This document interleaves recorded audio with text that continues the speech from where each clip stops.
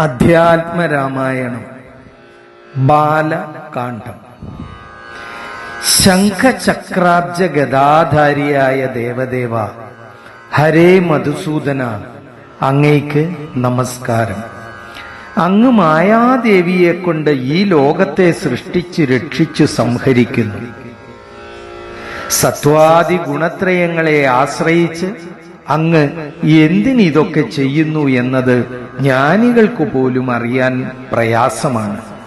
അങ്ങ് പരമാത്മാവാണ്, പരബ്രഹ്മമാണ്, നിശ്ചലനും നിർമ്മലനും നിഷ്കളങ്കനും നിർഗുണനുമാണ്.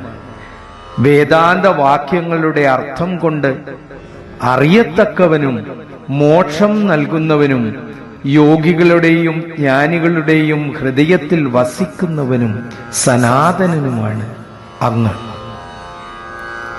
കൗസല്യ സ്തുതി.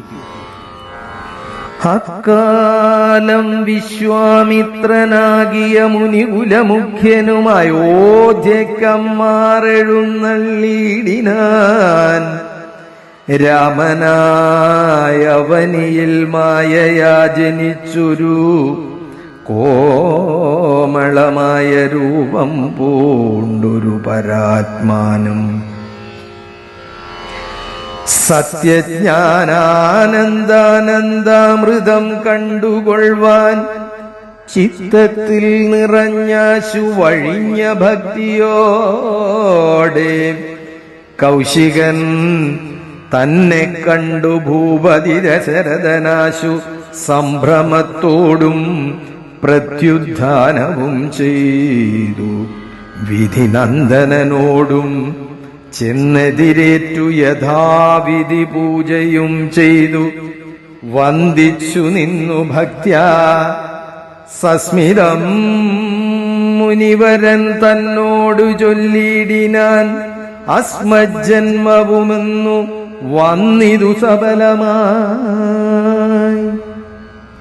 നിന്തിരുവടിയെഴുന്നള്ളിയ മൂലം കൃതാർത്ഥാന്തരാത്മാവായിതു ജ്ഞാനികതപോനിധേ.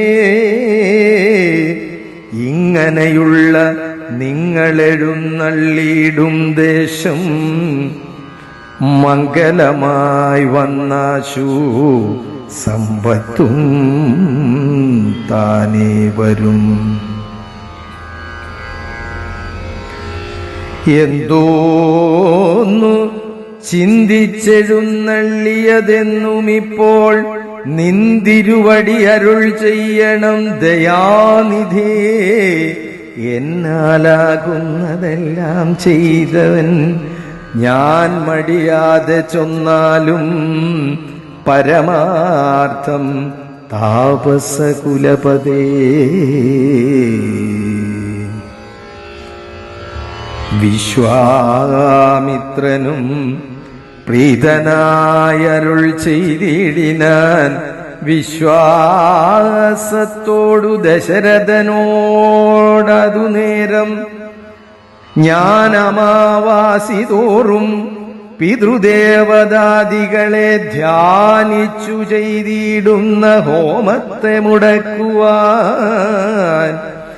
മാരീച സുബ്ബാഹു മുഖ്യന്മാരാം നക്തഞ്ചരന്മാരിരുവരും അനുചരന്മാരായുള്ളോരും